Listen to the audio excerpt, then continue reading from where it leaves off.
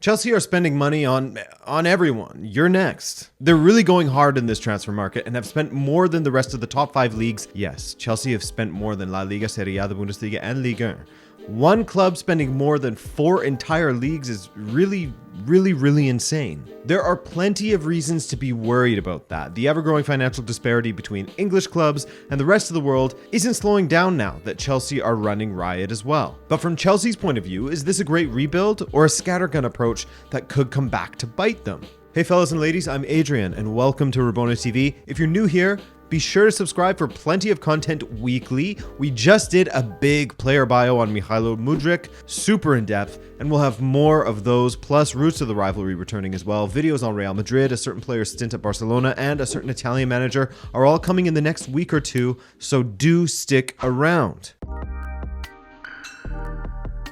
It kind of feels like Chelsea has gone to the FIFA 23 database, sorted players by their highest potential overall, and put an age filter on it or something. Of course, I give Chelsea more credit than that, as they have brought in some great talents as opposed to just flirting with the big names as they did last summer. I mean, they nearly went for Ronaldo. If you were to ignore the cost and ignore their squad and just look at their signings in a vacuum, I actually really like the talent that they have brought in, and they are clearly building toward the future under Potter. This winter, at the time of recording this, they've brought in 5 players, 4 purchases and 1 loan, with another player seemingly on the way in a matter of days here. Of the players they have signed, only one of them is older than 22, that being João Felix, at the ancient age of 23, the only player they have loaned in. Other than that, let's break down the permanent signings. Mudryk, a left winger at 22 years old. David Datro Fofana, a 20-year-old center forward that has previously played on either wing. He's another one of those guys. Benoit Badiashile, a center back that looked quite good against Crystal Palace, and Andre Santos, an 18-year-old central midfielder. On top of that, and it hasn't been confirmed yet, but you have Noni Madueke, a 20-year-old right winger. Again, looking at it in a vacuum, they are players that clubs would want to sign. They aren't money down the drain. Should they be utilized properly and be given a chance at the club? But you do get the feeling that Chelsea isn't really addressing the areas that they really need to. With Mudryk and Felix, you could almost stop there as far as building the attack. Yes, Felix is just a loan, but you'd expect they'll snap him up at the end of the season if all goes well. Once Felix is back on February 11th, that is. Isn't that insane? Out from January 13th to February 11th. Yikes. Bad way to start with that red card. But yeah, you could have stopped there when it comes to the attack and focused on 2 other areas where I think they are really lacking at the moment. The first, central midfield. They are absolutely dying for some creativity in midfield, and they seemingly had identified someone who they like in Enzo Fernandez. As a Benfica supporter, I'm glad they didn't pull the trigger. But if I'm a supporter of Chelsea, I'm asking them to stop with all the signings in the attack and allocate some of those funds to just getting the Enzo deal done. He's an immediate upgrade in the midfield, and with N'Golo Kante, I mean, you don't know what's going to happen with him. Will he or won't he extend? If he does, can you trust him to stay healthy? Enzo, or a midfielder of his profile, is an absolute must for Chelsea at this point, especially with Jorginho's future seemingly up in the air as well. Similarly, when it comes to, not being able to trust him to stay healthy, you can unfortunately say the same of Reece James. When he's in Chelsea's 11, their record improves. When he and Chilwell are in the 11, it proves that much more, but you can't trust Chilwell either. The backup to James on the right is seemingly Cesar Azpilicueta, and this man just doesn't have the legs anymore to play wide on the right. As a center back in a back 3, sure, I like that, but I don't like him in the wide areas as much in this 33-year-old edition of Azpilicueta. So right now, prior to any sales, the transfer protocol certainly feels like they're just collecting bodies. And as the saying goes, more bodies, more problems, right? Time will tell if these players pan out for them, but if their summer is anything to go off of, they had more misses than they did hits. Granted, some of them are misses due to being injured so frequently, such as the case of Zakaria and Fofana, but Sterling had his low moments. To be fair to him, he's also been one of the better attackers in a Chelsea attack that has been sputtering this season.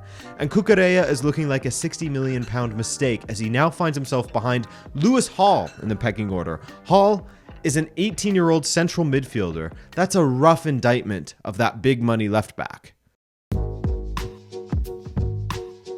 Clearlake and Boehly, they've actually spent more in a single season than Abramovich ever did. Granted, inflation, etc., but that's crazy. So Chelsea will hit over 200 million euros spent this window alone if the Madueke transfer goes through, which I mean, Romano gave the here we go to it, so it's about 90% certain. Even without that amount spent, as of Thursday morning, that's January 19th, 2023, they had spent 171 million euros on transfers in January alone.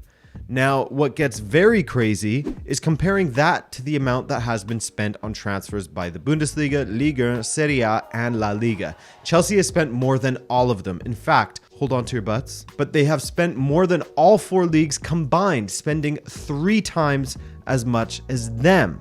That's just ridiculous. I mean, a single team outspending entire leagues, truly a scary sight for the rest of Europe. We'll see if that translates to Champions League dominance in the future or if the European clubs can still compete with them. But anyway, all of that spending must have you thinking, Adrian, doesn't UEFA have a new FFP in place or a new financial sustainability protocol that clubs have to follow in order for them to be allowed to compete in European competitions? Well, yes, they do actually. And while I won't go through the entirety of it, we don't need to go through the weeds, every rule, how it works, etc. I mean, the absolute godfather of footy finances, Swiss Ramble, just put out a blog post about this topic. Are Chelsea still safe according to FFP? I've linked to it below if you want to read it, but the long and short of it being that they are just within that safe threshold at the moment, though some player sales will be needed in order to ensure they're safe. And that takes us to our next point, how sales must be made given all of the players coming in.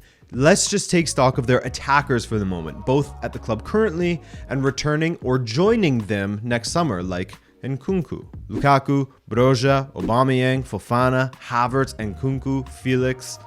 Those guys play through the middle. In wide positions, you have Sterling, Mudryk, Madueke, Pulisic, Ziyech, and Hudson-Odoi. That's 13 players there alone.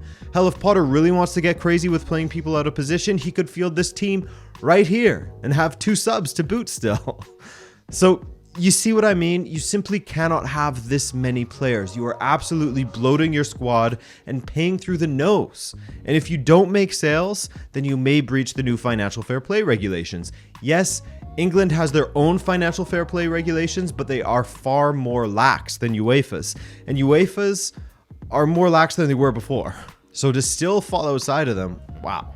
The issue for Chelsea will be that teams will be aware of this. They will know that Chelsea are desperate to shift talent out, and you know they will rip them off. Paying a hefty price for talent that doesn't work out has a bad habit of burning you twice, both with the initial fee and the loss you'll take when you try to get rid of said talent. That's the situation Chelsea will likely find themselves in going forward. I mean, the Lukaku quandary alone is going to be a tough one to stomach. Well, loans have always worked for them in the past, right? They may be forced into it in order to avoid taking huge losses on transfers. You can take the Abramovich out of Chelsea, but that's it, fellas. Just a quick one to close out the week after that long video on Mudryk. But like I said, I have plenty of videos planned for next week or the week after.